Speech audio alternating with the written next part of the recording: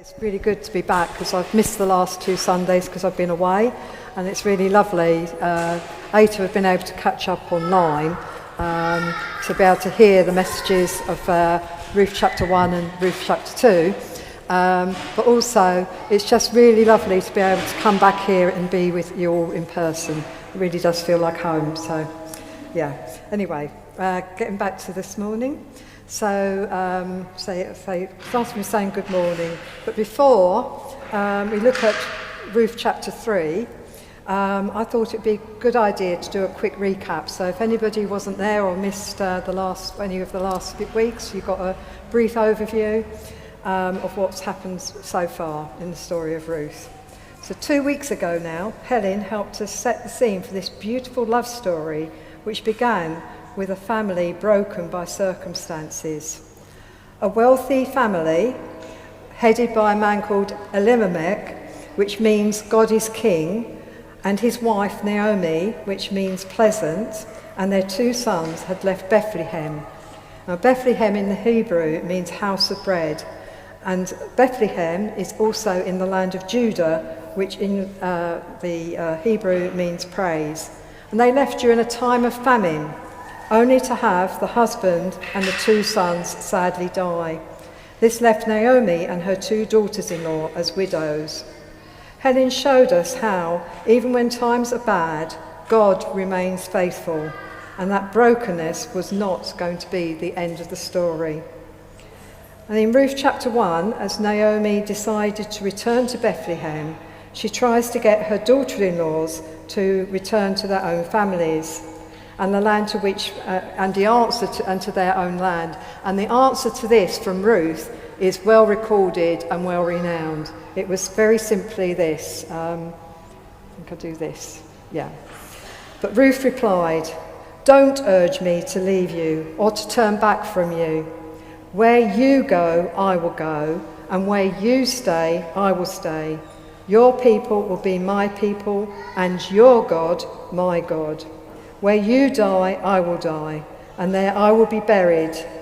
May the Lord deal with me, be it ever so severely, if even death separates you and me." And then we see at the end of chapter 1, we see it ending with Naomi and Ruth arriving back in Bethlehem at the time of the barley harvest, which you will see as you go on is quite significant.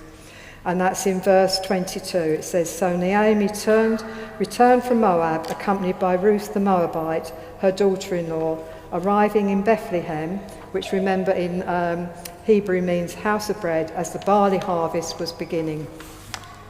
Then last week, Rob continued the story from Ruth chapter 2, showing how Ruth continued to be faithful to her mother-in-law, even through hardship and difficulty, doing the right thing, not the easy thing, and how Boaz provided Ruth with safety and security, and in doing so, that was the right thing, but not the easy thing. Rob also helped us to see that God's integrity and goodness transforms our lives as he invites us to serve him. This is our choice because we're not robots, and as we pursue Christ, he will lay the foundations of God's kingdom on earth. He showed us how in the same way that Boaz provided a safe place for Ruth to glean, so Christ provides us to come to his safe field and encourages us also not to glean in the field of the world. So, now let's look at some of the background of Ruth chapter 3 before we go into the actual story. Provision for women in ancient Israel was that they were provided for their father until they were married, by their husband while married, and by their children in their old age if they are widowed. This is very alien to our culture, where it's very much a me-based culture, but in many parts of the world, that is still the way things function. But this is how things functioned in those days. However, life is not always so black and white. Things don't always work out quite like that. So Hebrew laws made provision for the poor in general. So here we see. There were rules we saw in chapter 2 that allowed the poor, including widows and orphans, to glean from the edges of the fields and amongst the reapers, providing a means for the poor to obtain food And that there was further provision as well, also through something called a kinsman redeemer. So on the screen there, you see a picture of Ruth gleaning in the harvest field. You can see the reapers in the background, and you can see Ruth picking up the stalks that get left behind. And the kinsman redeemer was another provision for the poor. And it would be a relative of anyone who was needing to sell their family inheritance, their land or their home, who could, because of debt or because of not being able to afford its upkeep, and that they could purchase the land to ensure that it remained within the family. Where this person was a widow who did not have children, then the kinsman redeemer, a male relative of the deceased husband, would not only purchase the land, but also become the husband of the widow in order to produce children for the woman's deceased husband, in order to keep the family line going. This also ensured that land remained within the family. There was a further law, which does not come into the story of Ruth, also designed to help ensure that anyone falling on hard times didn't remain generationally poor. And that was the year of Jubilee, where every 50 years land and houses were returned to the family that they'd been purchased from. Right, so we see that the first two of these provisions are very active in the story of Ruth. And it is in Ruth chapter 2 that we see Ruth gleaning, and that's where she ends up in the field of Boaz, where she meets Boaz for the first time. And that was the beginning of the romance. But before we move forward to this week's romantic episode of Ruth and Boaz, I would like to talk a bit about harvesting, as we do not understand some of the context in this story, because we rarely see food being harvested, and therefore have no idea of the processes it goes through in order to get to our kitchen table. I can vaguely remember when I was very little, going to the countryside, and the harvest was being brought in, and you would see sheaves, bundles of wheat in the fields being gathered up and left in the middle of the field as sheaves. But as the years progressed, travelling in the countryside began to look very different, because in most Western countries, we're more likely to see combine harvesters, which do several processes in the one machine as it moves through the field, removing the seeds as they travel through the field, and also the straw is then processed into bundles and left in the field to be picked up later. And the grain is often removed in large lorries in big trucks these days to grain silos. You may have seen that in the last pictures of that kind of thing, possibly on the television, on the news in the last week, where they've been talking about the Ukraine. And you see all these vast fields of wheat, well, I think it's wheat in the Ukraine, waiting to be harvested, and the problems that that's causing worldwide, because worldwide we tend to do our food these days. So I'm going to go into the next slide here. So what was the barley harvest about? As we see on the slide here, you can see one of these lovely fields full and ripe with barley that's just ready to be harvested. And apparently, and I've been doing some YouTube research on this, you have to do the barley harvest at just the right time. If you don't do it at just the right time, it spoils, okay? And so harvest is a time of joy and excitement, but also of anxiety. And that was the case back in the days of Ruth and Boaz, but it was also the case for our farmers today, even when they do it on a grander scale. Okay, so apparently the barley harvest is the first harvest of the year, particularly in the land of Israel. And then the wheat harvest comes quite fast beyond it, and the whole period from the beginning of the harvest to the end is about 3 months. And it sort of begins in April and ends sort of June, July time, depending on the year and when the harvest is ready. And in traditional farming, harvesting, grain was in traditional farming, they call it reaping, not harvesting, because you have to reap it. It's not the full harvest, because there's other stages you have to go through. So the stages are, oh no, before we get that, so what my big question is, how do you get from that picture at the bottom, which is the grain, into the grain that we recognise, and then the bread that we would recognise? And apparently, I didn't know this, but apparently you can get barley bread. That was something I found out in doing this, okay? So how do you get from the harvest in the field to the grain and to the bread? So the first part of the harvest is, as I've already said, was the reaping. And the reaping was done when it was done by hand, and even today worldwide when it's done by hand, you either use a scythe or a sickle. A scythe appears to be something that's long handled, and a sickle is something shorter. And then it's quite labour intensive, so it was a time when people came together because the community would come together, because you'd need the whole community to get the harvest in time in days gone by before you had these wonderful combine harvesters. So it was a real community feel.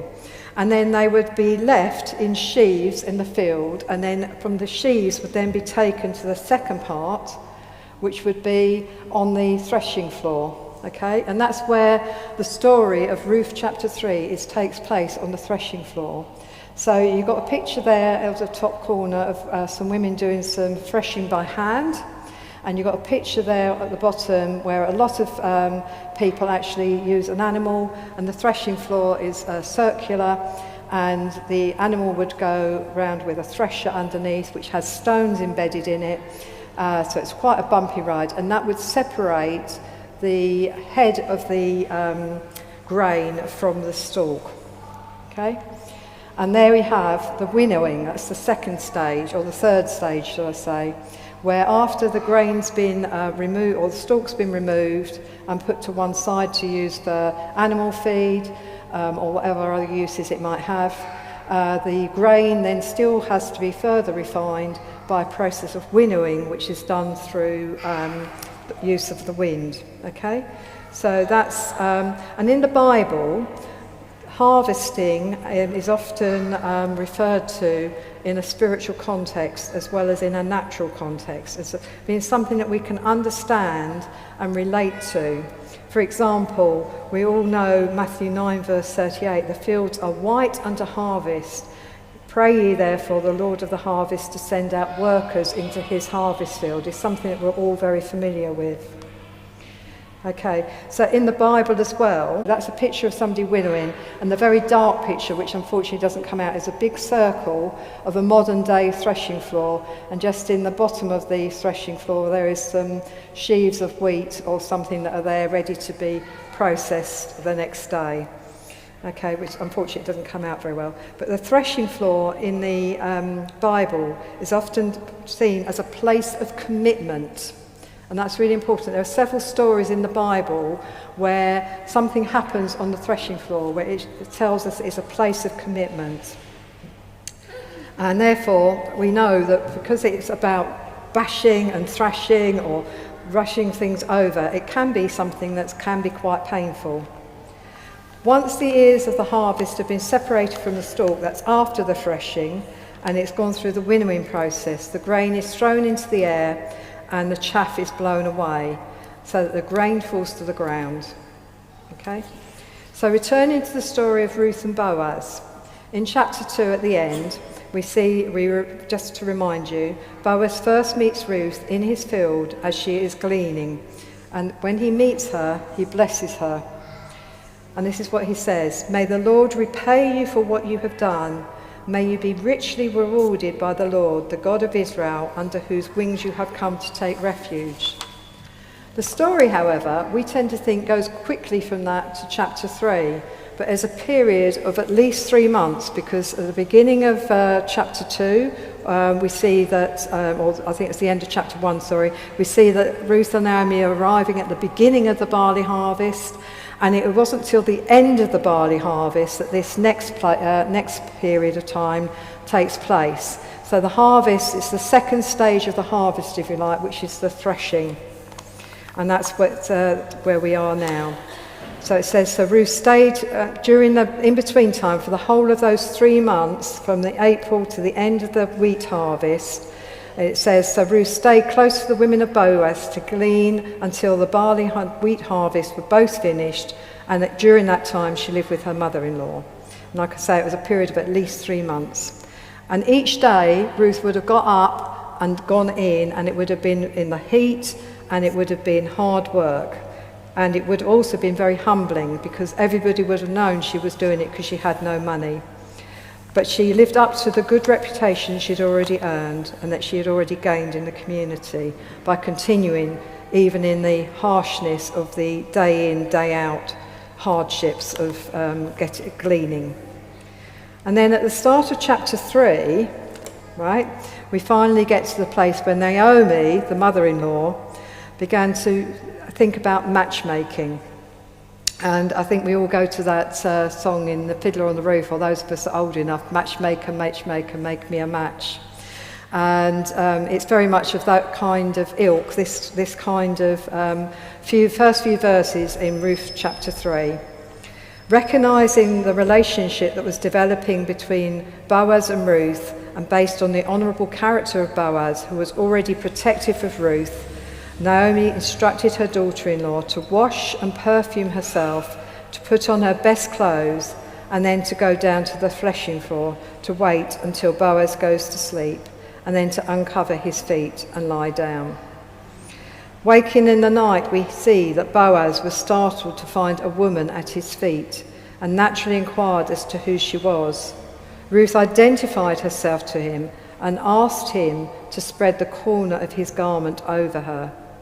Effectively, she was asking him to marry her as a kinsman redeemer. But this idea of spreading the corner of his garment is actually also symbolic of taking on Boaz's status, because in those days the people of significance would have had like a symbol or an emblem on that part of their outer wear, so it's quite significant. Boaz is impressed by Ruth's request, as he considered himself old, even though as a widow Ruth would not have been that young, having already been married and widowed. He was impressed that she was not looking for a man with strength, whether they were rich or poor. Instead, she was trusting her mother-in-law's wisdom and the character of Boaz, which she had seen as compassionate and upright of character, telling Ruth to stay in his field to keep her safe from unwanted attention of men with no care for her as a person. There is much to consider in this story on how we should conduct ourselves prior to commitment in marriage. And it just is good to reflect on the story in that context as well. The basis of their relationship was mutual respect and recognition of the good character of each other. Boaz sees that Ruth is a woman of noble character by all his fellow, and knows that she is seen as such by all his fellow townsmen. This character has come from Ruth's initial commitment to Naomi and to God way back before she ever came back to Bethlehem, or came to Bethlehem, when she was still in the land of Moab. When she made that statement, I will follow you where land, a woman without status who is poor and vulnerable, a young widow living with a Jewish widow who happened to be her mother-in-law. He asked God to bless her. And just as an aside, we should also regularly ask God to bless our families and others. It's always surprising to me when I've done that, just how God does take that prayer and change people's lives and circumstances. It can be very powerful. Then he gave his word that he would work out a way to become her kinsman redeemer. This was because, true to his character, he was actually aware that however much he wanted to marry Ruth, and was taken by the idea, he'd already got to know her, he already liked her, that there actually was a closer kinsman redeemer, and that he, according to the law, should be offered the opportunity to serve in this capacity before he jumped in. And I think I'll have to wait till next week for the outcome of that. But at the time, he was also very thoughtful of watching out for Ruth's safety, not asking her to leave immediately, but making sure she was safe through the night hours, and her reputation, telling her to stay there until early morning but to leave before anyone would know that she had been at the threshing floor. And verse 14 says, so she lay at his feet until morning, but got up before anyone could be recognised. And he said, don't let it be known that a woman came to the threshing floor. And as she left, he provided 6 measures of barley for her to carry home to Naomi in her shawl. Keeping his promises, in the morning, Boaz, having provided for Ruth and Naomi first, then went to visit the elders and the other kinsman redeemer. Verse 13, meanwhile, Ruth returned home to Naomi to recount the whole story. And that's where this chapter ends on a cliffhanger. Verse 18, then Naomi said, wait, my daughter, until you find out what happens, for the man will not rest until the matter is settled today. And you will have to return next week to find out who Ruth will marry. But having said that, there are some lessons from what we've read in Ruth chapter 3 for us today. There must have been something of God that Ruth could see in Naomi, something of God's character, his love and grace that extracted this depth of commitment from a Moabite woman. Ruth knew that commitment to Naomi was also to her God and her people, and she was very happy to commit to the Lord God. Have you ever committed yourself to God? Doing so can be the start of a new life and a new journey, just like Ruth's commitment began a journey from the land of Moab to the land of Israel. This included living according to the rules of Yahweh, the Lord Most High, rather than the rules of the world that she lived in. When we give our lives to God by asking Jesus to cleanse us from sin and making Jesus Lord of our lives, we too realise that this means a commitment to living life according to the rules of the Bible.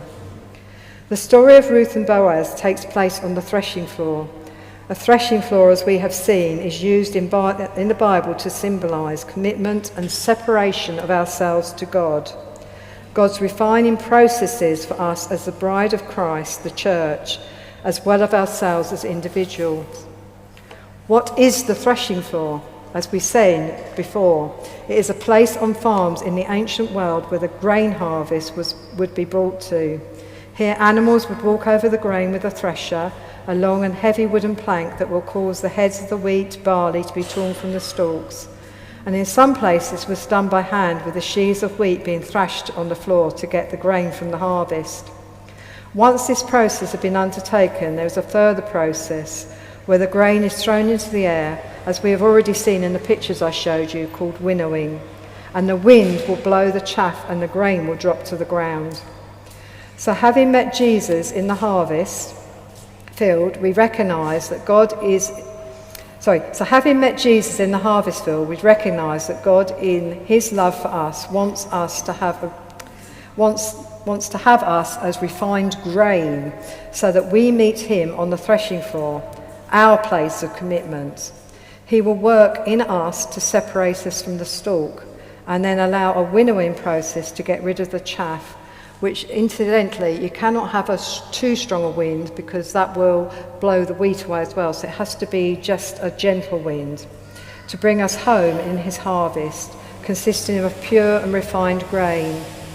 It's a good reminder, because today we tend to think that people bring on bad things to themselves in some way, or that in general bad times happen to people who deserve it.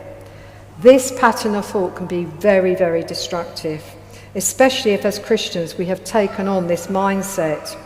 It makes us feel like we are not worthy for God to love us, that we must be bad, otherwise God wouldn't allow these bad things to happen. Yet we also know from the Bible that God so loved the world that he gave his only begotten Son, that whosoever believeth on him should not perish but have everlasting life. That's the well-known verse in John 3 verse 16. For God did not, and carrying on into verse 17, for God did not send his Son into the world to condemn the world, but to save the world through him. This Jesus, who is, Boaz is a type of a kinsman redeemer, and that's who Jesus is. He is our kinsman redeemer. We have a debt of sin that we cannot repay, but God sent his only Son we've just said, that whosoever believeth on him shall not perish but have everlasting life. Do you want to come to God's threshing floor this morning, to the place of commitment, and ask your kinsman redeemer to spread the corner of his robe over you? If you do, then someone will be over in the corner over here, in the prayer corner this morning after the service has ended, and will be able to pray with you for this. Okay, thank you very much.